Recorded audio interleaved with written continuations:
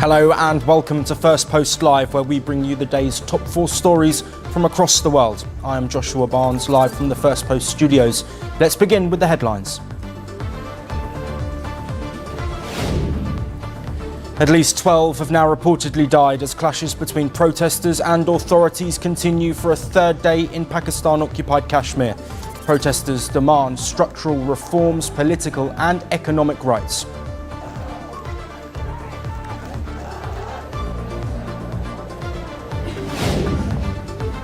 Three men suspected of working for Hamas appear before a federal judge after their arrest in Germany. Prosecutors say they plotted attacks on Jewish targets and tried to secure weapons for assassinations. 2 Delta airline planes collide while taxiing at New York's LaGuardia Airport as the nose of one aircraft struck the wing of another. The impact caused the wing of the plane to collapse. A week after Typhoon Regasa, Tropical Storm Matmo now edges closer to the Philippines. It is expected to intensify into a typhoon that could threaten southern China this weekend. And Chinese e-commerce giant Shein's plan to open permanent stores in France draws sharp criticism. French fashion leaders accuse Shein of destroying local brands and flooding the market with disposable products.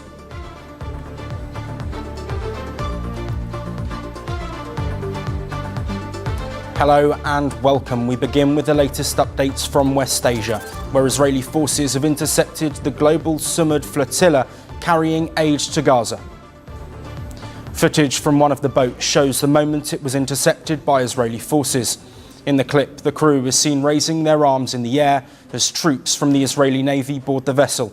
Further CCTV footage shows an Israeli naval vessel firing a jet spray on one of the aid boats. The organisers said that 2 of the ships of the flotilla were aggressively circled by an Israeli warship in harassing manoeuvres. Some of the vessels were blocked just 130 kilometres or so off the coast of Gaza, with their communications cut and signals jammed as they neared the blocked Palestinian enclave.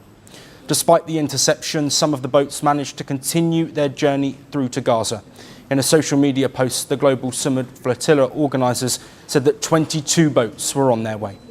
The organisers called out the illegal Israeli interception and added that the crew was doing everything possible to break the siege. The Israeli government said that passengers of several vessels of the flotilla that were stopped were transferred to an Israeli port. The Israeli government also released a video showing a woman in military uniform speaking by phone, introducing herself as a representative of the Israeli Navy. In the call, she warned the flotilla as it neared a restricted, blockaded area and explained that any aid for Gaza must be sent through established channels. Earlier, Israel had said it would do whatever it takes to stop the Gaza-bound flotilla and claimed the volunteers were trying to breach a lawful naval code.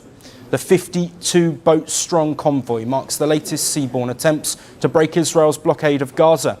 These civilian aid boats carrying around 500 parliamentarians, lawyers and activists, including Swedish climate campaigner Greta Thunberg, left from Spain last month. The Israeli government also released a video of the 22-year-old Thunberg saying she and her friends were safe. Earlier, the flotilla had taken a 10-day stop in Tunisia, where organisers reported 2 drone attacks before resuming their journey on the 15th of September. Israel imposed a naval blockade on Gaza since Hamas took control of the coastal enclave in 2007. Since then, several vessels and convoys have attempted to break the blockade of Gaza from 2010 onwards. But after the October 7, 2023 attack by Hamas, Israel tightened the blockade and prevented humanitarian aid from entering the war-torn enclave to varying degrees. Now, Israel's blocking of the flotilla has ignited protests in several countries, including Italy, Greece, Argentina and Tunisia, among others. We have been warning all this time to prevent Israel from boarding the flotilla, and it seems that in the last few hours this happened. Our comrades are detained. We demand that the whole world speak out, that all political leaders in our country speak out. We cannot look the other way when they have just suffered a criminal attack. This absolutely violates international law. It violates any global legislation. Israel cannot do what it is doing to the flotilla. We demand their immediate release, and we demand that their physical safety is guaranteed. Will the summered flotilla, carrying only a symbolic amount of humanitarian aid, be able to fulfil its mission to establish a maritime corridor into Gaza? Or will it face the same fate as previous convoys? The people of Gaza, meanwhile, continue to fight an acute humanitarian crisis. Moving on to some updates from India, New Delhi has once again exposed and slammed Islamabad's hypocrisy at the United Nations Human Rights Council, raising persecution of minorities in Pakistan. The remarks came after Pakistan launched deadly airstrike on its own soil in the Khyber Pakhtunkhwa province. The Indian diplomat at the UNHRC said it is deeply ironic that a country with a record of minority persecution can lecture others on human rights. New Delhi also called out Pakistan for misusing the global body to spread false claims against India. The remarks were made during the 34th meeting of the 60th session of the UNHRC in Geneva. We find it deeply ironic that a country with one of the world's worst human rights records seeks to lecture others. Their attempt to misuse this forum with fabricated allegations against India only expose their hypocrisy. Instead of making baseless propaganda, they should confront the rampant state-sponsored persecution and systematic discrimination against their own religious and ethnic minorities. At least 23 civilians, including women and children, were killed in an airstrike in Pakistan's Pakhtunkhwa province on the 22nd of September. Pakistani JF-17 fighter jets dropped 8 LS-6 bombs on a village located in the Tira Valley. The Shehbaz Sharif government is yet to break its silence on the incident. Citing the attack, the Indian diplomat highlighted Delhi's long-standing concerns about Islamabad's treatment of its minorities and failure to address domestic human rights challenges. The Indian envoy also called out Pakistan's long-standing support for terrorism. India was not the only one to raise concerns over Pakistan's treatment of its minorities. Josh Bowes, an international geopolitical researcher, highlighted the atrocities being faced by the Baloch people. He further raised how Pakistan is at the 158th position on the World Press Freedom Index. USCIRF Religious Freedom Report for 2025 states that over 700 individuals were in prison for blasphemy charges, with a 300% increase from the last year. The Baloch National Movement's human rights body documented 785 enforced disappearances and 121 killings in the first half of 2025 alone. The Pashtun National Jirga, Assembly of Pashtun Leaders, said that in 2025, 4,000 Pashtun are still missing. The persecution of minorities in Pakistan has been going on for decades. More recently, in August of 2023, a mob vandalised and torched at least 17 churches after 2 Christians were accused of blasphemy. The violent mob also burnt nearly 100 homes belonging to the Christian community. Earlier, multiple reports of abduction and forced conversion of girls from minority sects had surfaced. Local reports in Pakistan have repeatedly documented such cases of coerced conversions. The recent remarks of the Indian envoy followed an earlier rebuttal by India at the UNGA. The Indian diplomats had criticised Pakistan's Prime Minister Shehbaz Sharif's absurd theatrics over glorifying terrorism. But Pakistan refuses to back down on its propaganda.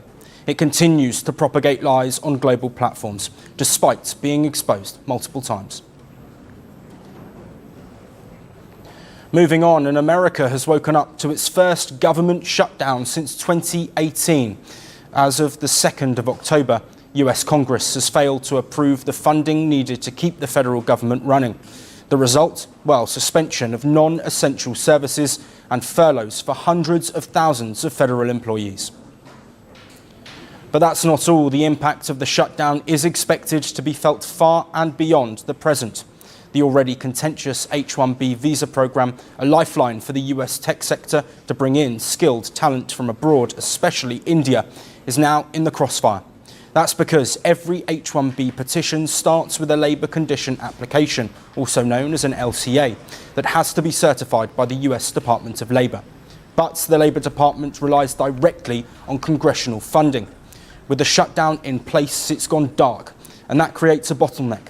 No certified LCA means no new H-1B applications, no employer transfers, and no changes in visa status.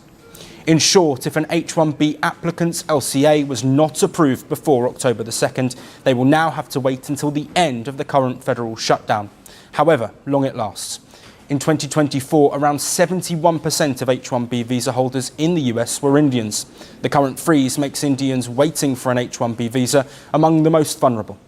The ongoing federal shutdown also effectively seizes the processing of green card applications. The wait times for lawful permanent resident green cards or green cards for immigrants awaiting US citizenship already range from months to decades. Over 1 million Indians are currently stuck in the green card backlog. Some face a wait time on that, on paper, that could run into more than a century. With a shutdown in place, that road to US citizenship just became even bumpier.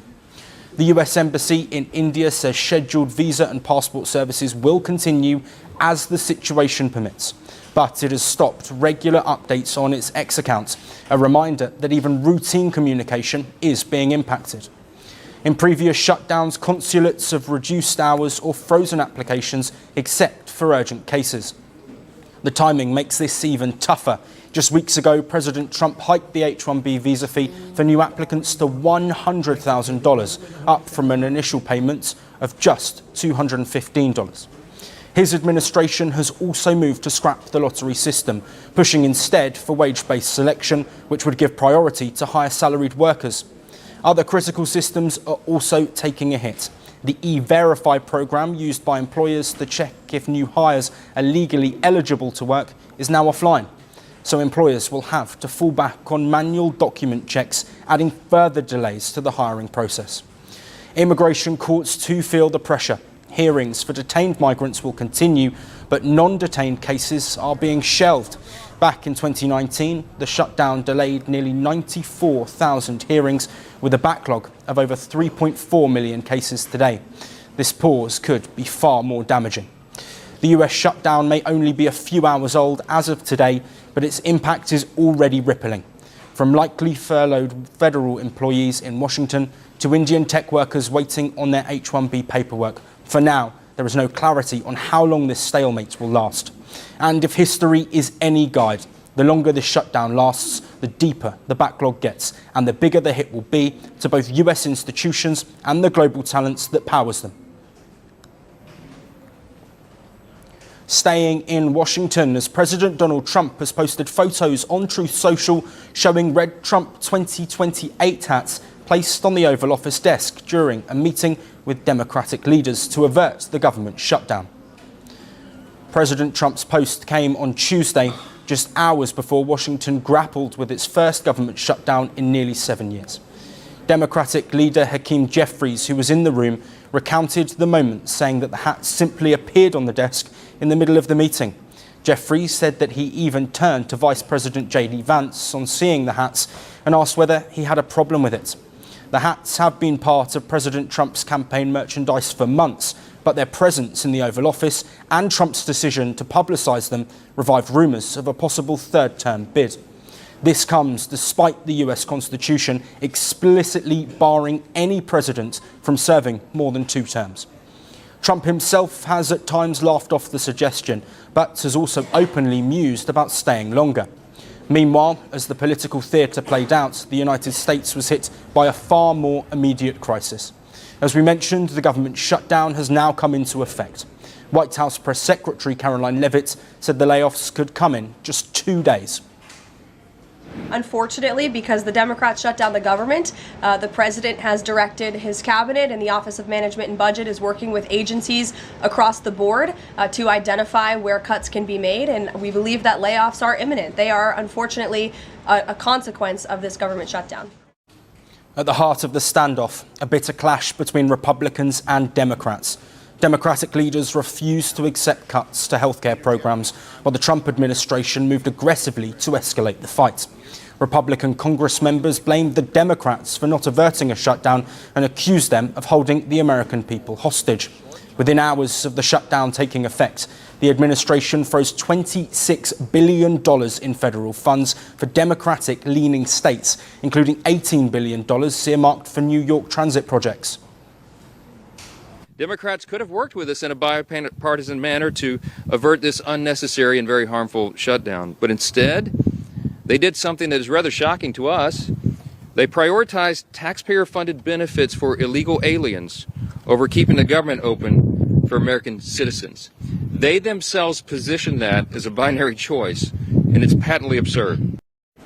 Standing at the White House podium, Vice President J.D. Vance defended the administration's approach, warning that if the shutdown drags on, furloughs could become permanent layoffs. He insisted that essential services would continue, but admitted that the government was preparing for cuts deeper than in any previous shutdown. Well, first of all, we haven't made any final decisions about what we're going to do with certain workers. What we're saying is that we might have to take extraordinary steps, especially the longer this goes on. We're going to have to take extraordinary measures to ensure the people's government operates, again, not perfectly, because it's not going to operate perfectly in the midst of a shutdown, but operate as well as it possibly can. Vice President Vance also joined Republican Congress members in blaming Democrats for the shutdown, claiming that they wanted to give free health care to undocumented migrants. What they have done instead is to shut down the government because we won't give billions of dollars to health care funding for illegal aliens. That is what has actually happened. Democrats hit back, with Senate Minority Leader Chuck Schumer saying that undocumented migrants cannot receive Medicaid subsidies by law. But attempts to resolve the crisis have gone nowhere so far. A Republican bill to fund the government at current spending levels failed again in the Senate on Wednesday. The Senate will try again on Friday, but the bills up for consideration are the same proposals that have already failed 3 times before. As the shutdown drags on and thousands are left in limbo, the outcome now depends on whether lawmakers can find common ground or whether the shutdown becomes a prolonged chapter in America's ongoing political divide. Well, that's all we have time for on the show today. We will see you again tomorrow at the same time. Thanks again for watching.